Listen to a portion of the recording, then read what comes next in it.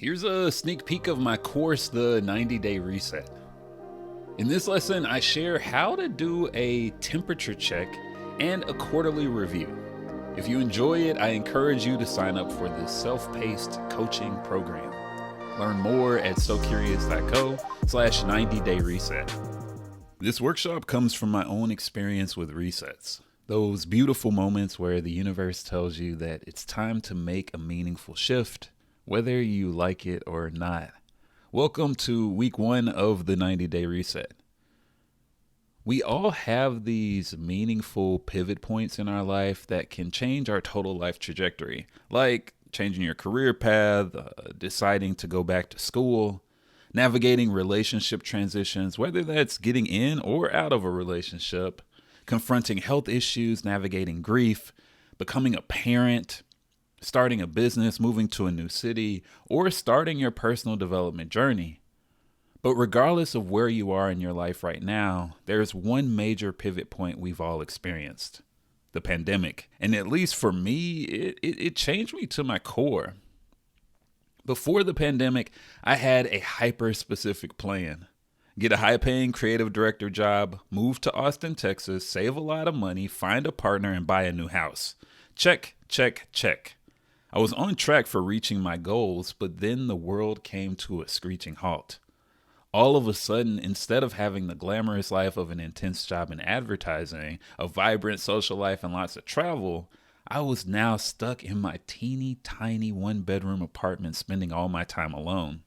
And let me be clear, even though I was overworked and dealing with intense levels of stress, I loved my job.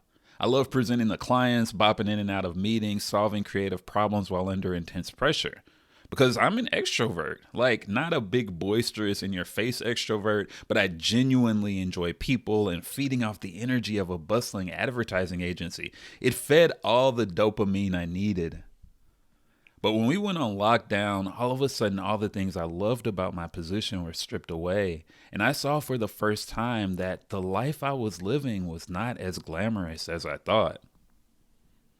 Advertising feels different when I'm stuck alone in my house, starting my day at 8 a.m. and working until 9 p.m. to hit what oftentimes felt like arbitrary deadlines. And this realization rocked me to my core, because at this point, while I'd done more than my fair share of deep personal analysis, I never deeply thought about who I am when I separate my identity from my career as a creative director.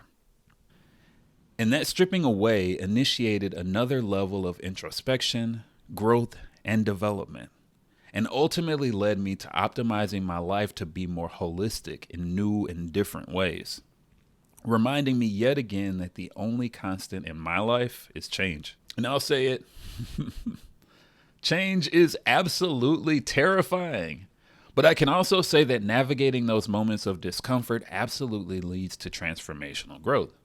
I created this course because I wanted to remind you of the beauty of your resilience and invite you to take ownership of who you're becoming, because we get to decide if life happens to us or if we want to create the life we desire. So our goal today is to really set intentions on what we want to get out of this workshop. What are the spaces in our life that are working, and what are the spaces in our life that need to be reviewed, refined, or removed? First, let's get a temperature check. I want you to give yourself a score in each of the areas from 1 to 10. And in this instance, a 1 would mean that there's a lot of work necessary to get this part of your life back on track. A 5 means that this area is okay and might not need immediate effort right now, but it could be prioritized at a later date. And anything above an 8 is something that might not need a lot of focus at all. So let's go through these categories. My sense of self: am I generally content with my day-to-day life? Do I feel personally fulfilled? My career: do I enjoy what I do to earn a living? Do I have harmony between my career and my home life?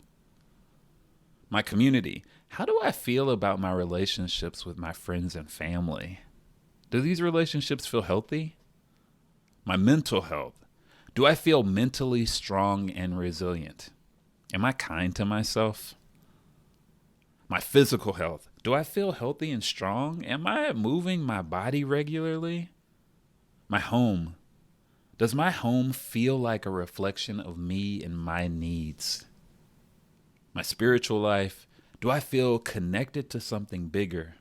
Do I have habits that make me feel grounded? And then the next two are kind of bunched together because depending on where you are in your life, you might feel differently. So the first option for you is my romantic life. And that would be, do I feel content and fulfilled in my romantic life? Do I feel connected to my partner?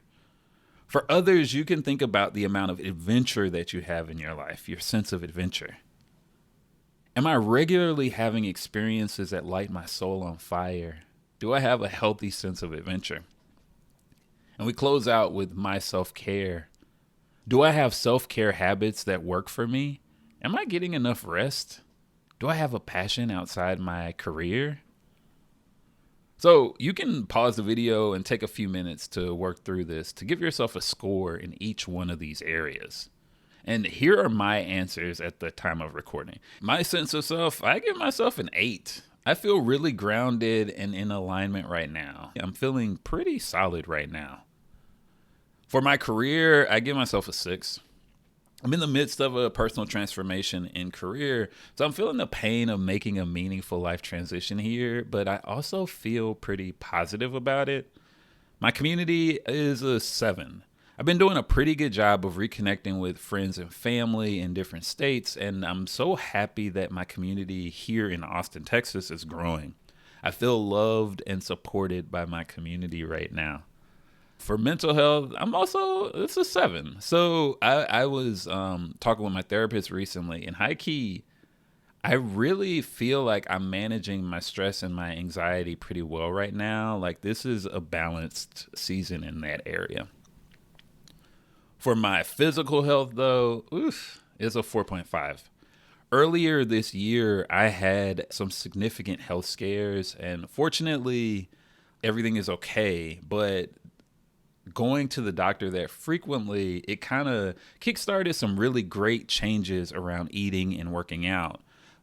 But to be honest, with my recent career shifts, I've been slacking on lifting weights and doing intense cardio. That's really a priority for me. Moving my body in that way is really important. So there's some work to do here. My home, this is a 3. This is a space that needs a lot of work. I feel like I'm always cleaning my apartment, but I really haven't found spaces for everything. I really want to prioritize doing a deep clean, some reorganization, and maybe getting rid of a few things. My spiritual life is a 5. Spirituality is so important to me. And feeling connected to something bigger is just so important. It really matters for my personality type. So even though this is a 5, I've been closer to a 9 at other times in my life. So I really want to put some priority here. My romantic life or my sense of adventure, high key in both areas, it's a 2. This is an area that's a little bit low for me. I'm on a pause with dating because I wanted to reset some of my habits around my desires. But in regards to my sense of adventure, I also have not been doing a lot of things that are exciting. I'm craving some new experiences, maybe a little bit of travel. And finally, my self-care is at a 9. This is kind of a really great self-care season for me. Even though it's been hectic in my personal life, I've been able to use my self-care activities as a way to keep myself grounded. And so your boy has been doing his stretches in the morning. I've been soaking in Epsom salt a few times a week. I do a lot of walking meditations, and I've even started learning a little bit about Tai Chi. I'm going to be flexible in this new season. So now that you have your 2 to 3 categories, and you'll notice for me it was 4, but we create parameters as guidelines, not as hard and fast rules. So now that you have your categories, we're going to brainstorm a few ways to get a quick win in that category. So, for example, my sense of adventure, I really need to take a trip. I haven't had a good vacation in a while, so I need to go somewhere I've never been so I can get inspired. For my home, Ugh, I hate to say it, but I'm going to have to do it and commit to spending a full weekend doing a deep clean of my apartment is necessary. And while I'm doing that, I need to build some systems around making a space for everything that I own. That's really challenging for me. I might need to hire somebody to help me with that. For my physical health, I want to pick 2 days a week that are my gym days and commit to those being the days that I lift weights no matter what. And finally, for my spiritual life, one really quick win I could get here. I need to find a new spiritual podcast to listen to every week.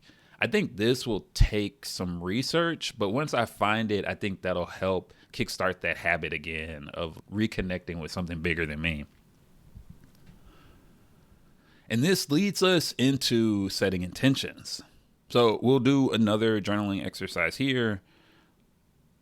I want you to answer the following questions. What is my current experience of life? And what's my desired experience of life?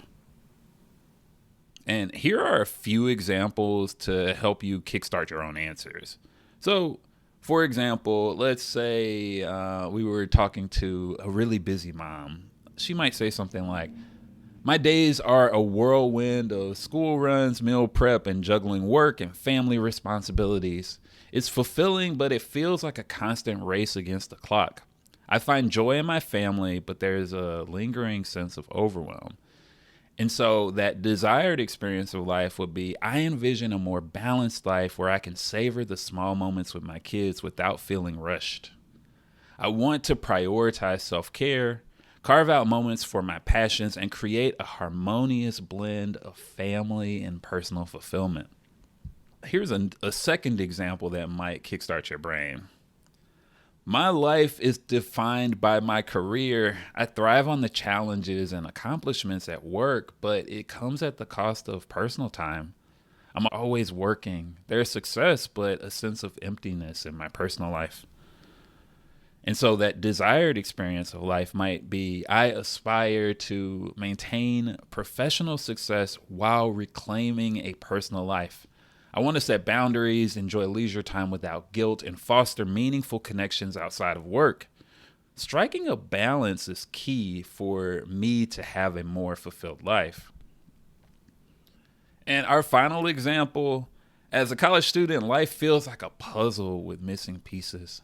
There's excitement about graduation, but also uncertainty about the future. It's a mix of academic stress, social exploration, and the quest to find my path.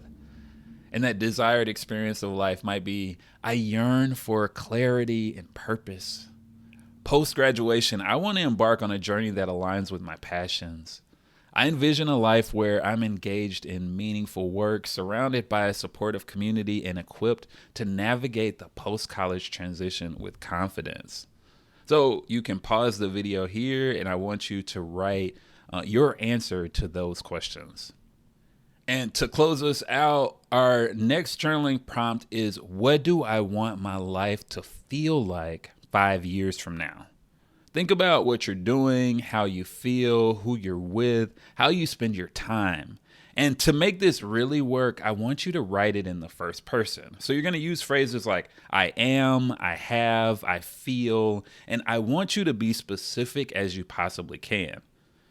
I also want you to pay careful attention to all the areas of your life, your personal, your work, your health, all those things we mentioned at the beginning. And so I like giving examples because giving examples helps people understand. So the first example, 5 years from now, I am savoring the calm mornings with my family. I've mastered the art of time management, allowing me to pursue my passion for writing during dedicated me time. I feel grounded, balancing my work and family life effortlessly. I have a supportive network of fellow moms, and together we share both the joys and challenges. I've embraced holistic approach, staying active and enjoying nourishing meals. Overall, I'm thriving in a harmonious blend of family, personal pursuits, and self-care. Another example, I have transformed my personal life into a fulfilling and purpose-driven journey. I am leading a successful team while maintaining a healthy work-life balance. I feel a sense of accomplishment in my career, but I've also cultivated meaningful relationships outside of work. I'm exploring new hobbies, I'm traveling to broaden my perspective, and prioritizing self reflection. I've established a routine that supports my well being. My life exudes a dynamic balance where success is not just measured in professional achievements, but also in personal fulfillment. And our final example, I'm thriving in a career that aligns seamlessly with my passions and values. I've successfully navigated the post college transition feeling confident and purposeful. I'm surrounded by a diverse community that fosters growth and connection. I found my niche, contributing meaningfully to a field that I'm passionate about, and my days are filled with purposeful work, and I continue to learn and evolve. I feel a deep sense of fulfillment knowing that I am on a path that aligns with my aspirations. I prioritize self-care, maintaining a balance between mental and physical well-being. Now, pause and answer that question before we close out today's video. Now, hopefully this was a powerful exercise for you to start getting more clarity on what you want to accomplish over the next 90 days. Okay, let's dive into this week's homework. First, I want you to share one thing you hope to achieve from this 90-day reset in the Slack community. Number two, from the temperature check exercise, I want you to take one step towards increasing your score in one of the categories. It doesn't need to be anything big. It doesn't need to be anything that bold, just a tiny baby step in the right direction. And number three, every day over the next week, I want you to reread your intention out loud to yourself. This is a powerful way for you to step into your transition. Thank you so much, and I will reconnect with you next week. I can't wait to chat with y'all in Slack.